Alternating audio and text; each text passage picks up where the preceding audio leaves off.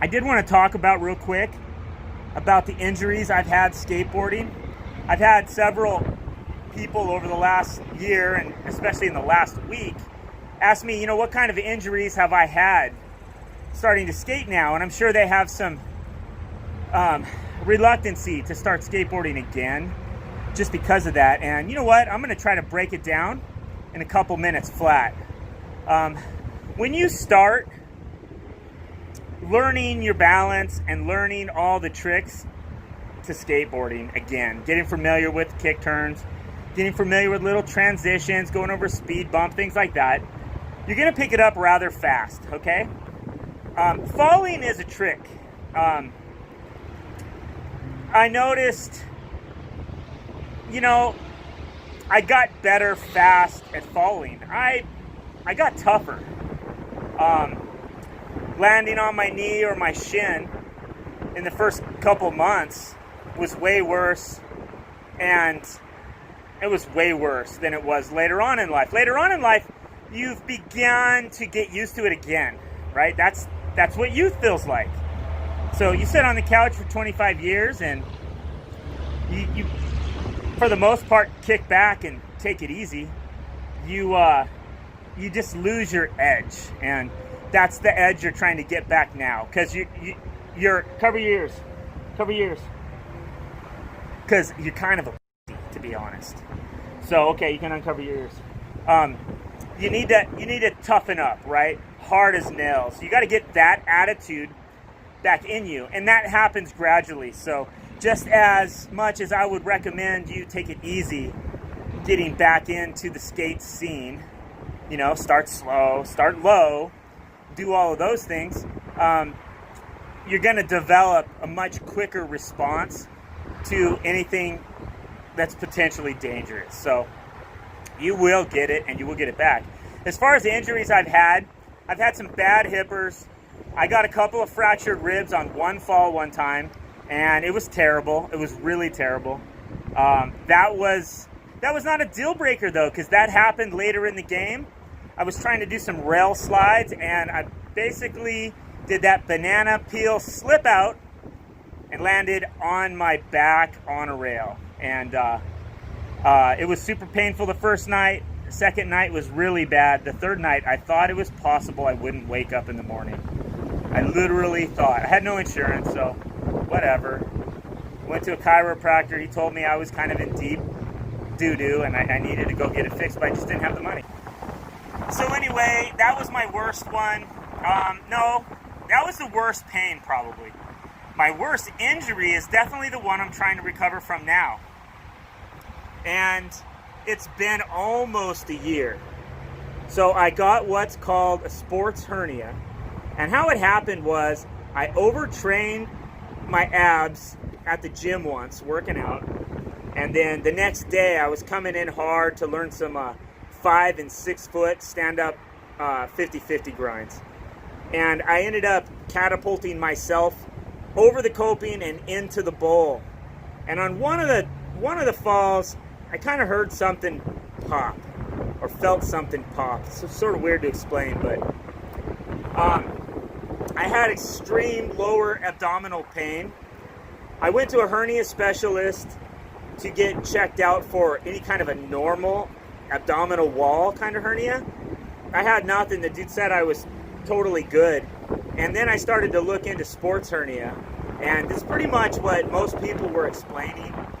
It just hurt in my groin, both sides, and I've re-injured that. I've continued to basically skate, just trying to not run. I couldn't push a skateboard, and on the 4th of July weekend, it'll be a year. So we are right around the corner from that right now.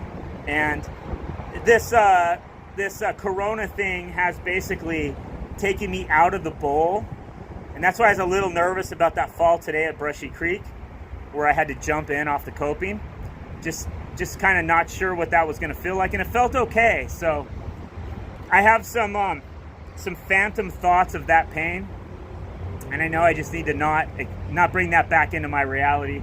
And I think that I'm good. So that has definitely been my worst. I never thought it was ever going to take me a year to heal from anything. Like, because I can sprain an ankle and basically just take a few deep breaths and start skating again. Like, I have the most bulletproof ankles in the world, and I have that general belief in myself that I'm a brick shithouse, and I'm not gonna, if I fall, I feel sorry for the concrete. And I think your belief matters, and if you think you're breakable and fragile, man, pad up all the way up.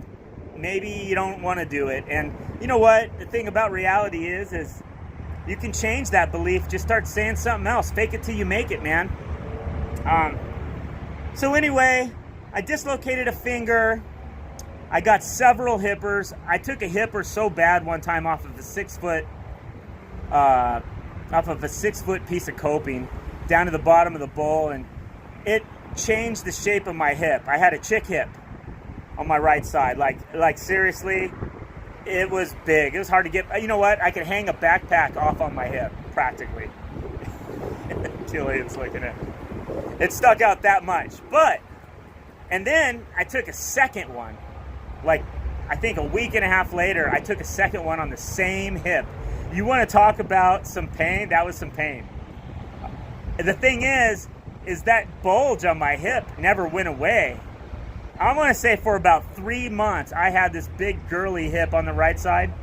And what ended up happening 3 months later, I got another hipper on the same side, and boom, it spread everything out. My hip was back to normal. So I always say things like that. Like, I've had some, neck injury since a child, and playing football, right guard, just slamming people with my head down. I always say it, one day I'm going to take a big fall. It's going to loosen up all those vertebrae in my neck like the way I want them. So, anyhow, keep a positive outlook if you're going to get into it, and get into it slow. You will get there. Promise. I promise. Not to mention, you can wear hip pads. You can wear shin pads. I've had a lot of good shinners, but I never had a sprained ankle take me out. Nah. 888 wrist guards. These are 888. They're called hired hands. That bruised thing on your thumb right there from falling, regular wrist guards suck. These are amazing, dudes. You should all have a pair of these. You'll never have that bruise ever. Oh, under your knee pads, if you have any kind of knee problems, buy knee gaskets.